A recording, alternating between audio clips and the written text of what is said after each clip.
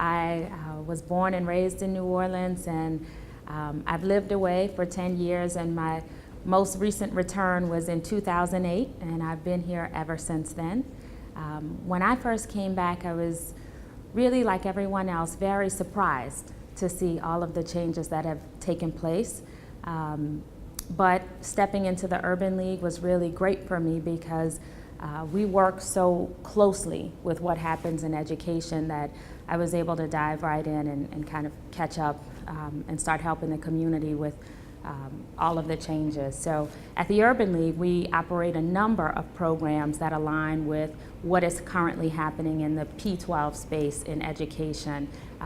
We operate a Head Start Center and an Early Head Start Center, so we get in with early childhood education and really feel like that is a critical foundation for young people to get a head start and get started on the right foot.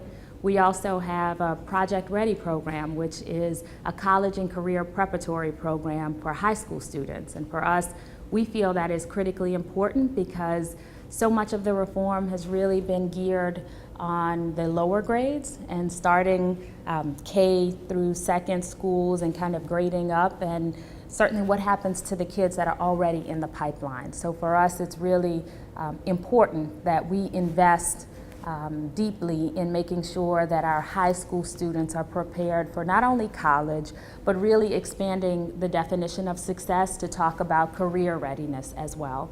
And then finally, we operate a parent information center and an education empowerment program, which is really geared at helping to empower parents and community members to be active and engaged in what is happening in education.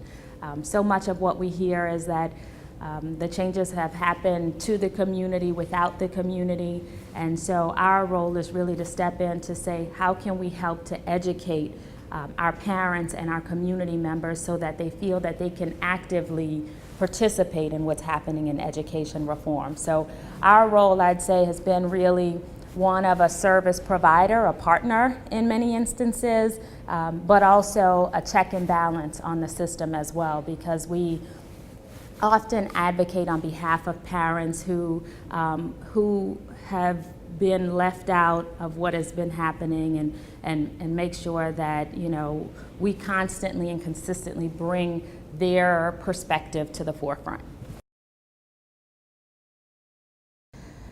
Over the last 10 years, we have seen a drastic evolution in our education system. So much of what people knew pre-Katrina drastically changed post-Katrina. I think the major things that people would point to would be certainly governance, that being the primary shift in what they knew to exist prior, and what they were comfortable with, quite frankly. But even when you dig deeper beyond just governance, I think looking at things like the way parents and constituents had typically received information, so communication has drastically changed post-Katrina. Also things like how you manage challenges with your education attainment. So any type of grievances that you would have had, I think all of those are managed differently than before. So I think, you know, it's not just the high level things that people often go to first, like governance. It's quite frankly, the day-to-day has also changed drastically for parents, and we have to be cognizant of that because it's a shift. It's a shift for everyone, and people are still returning, which is great. We are constantly receiving new families back into the system, so we have to, you know, be mindful to, you know, re-educate all of our returnees and all of our New Orleanians on all of the changes. Another thing that I would add is the increase in the number of Hispanic families and Asian families that we are seeing in our school system. And that has been really a change that we have not paid enough attention to. We have significant language barriers that we still need to address because we haven't been accustomed to making sure that all of our families, particularly at the rate that we have them now have been able to receive information and dialogue with schools in their languages. So that's a change for us, and so we need to continue to make adjustments to meet the needs of parents where they are. Before the storm, I don't think the level of civic and community engagement would have existed in education.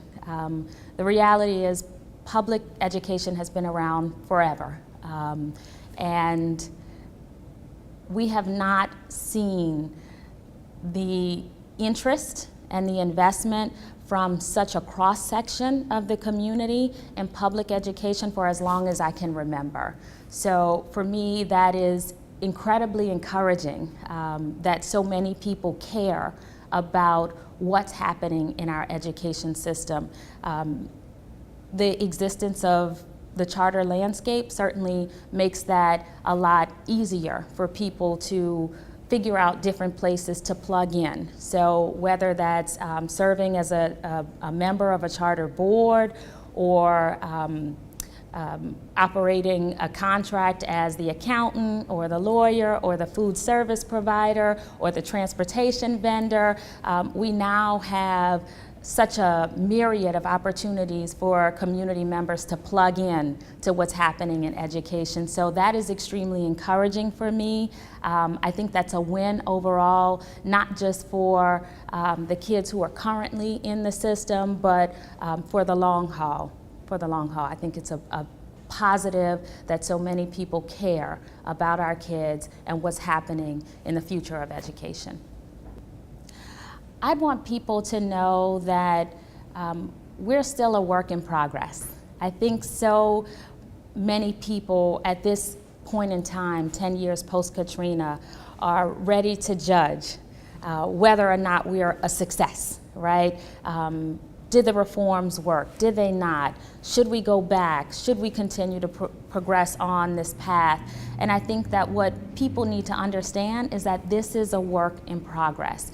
We are still trying to figure out the best way to meet the needs of all of our students. And what I'd like for people to know is that all people, regardless of how they fall on the reform system, I think all people are committed to doing the right thing for kids and trying to figure out how we can continue to improve. I don't think that anyone would say that we found the silver bullet. I think that what you'll hear is that we're committed to figuring it out. So, rolling up our sleeves, trying to address those very tough issues. We have overage students in our schools. We have a growing Hispanic and Asian population that we have not had previously. Special needs, we need to figure out how to work more collaboratively and cohesively there. Discipline, with a charter system, we know that something like discipline is tough. Communication presents its own challenges. So I think all of those things, making sure that we provide safety nets for all students, that we don't have students falling out of our system. I think all of those things are critically important to the future and the success of our public education system. So I want people to know that while we have made tremendous strides and we see that graduation rates are improving, and we have more students returning and different types of families exploring public education who have not traditionally explored it previously. Our test scores are up. While we are making progress, we still have a lot of work to do, and we're committed to doing it. I'd hope that over the next 10 years, all of our students would have access to a high quality seat in the school of their choice. I think in a nutshell, that's what we're all working toward, is making sure that all parents have the opportunity to choose a school that best fits the needs of their child. So I think, for me, that would be the best thing that we could hope to achieve in the next 10 years. Of course, I could add on and say, you know, making sure that we continue to develop a more diverse pipeline of educators. I certainly think that human capital is so critical to making sure we get the first part right and making sure that students are happy and provided the quality education that they deserve. But I think that, you know, we're on a path. We have to see it through, and I'm hopeful that we'll accomplish great things in the next 10 years.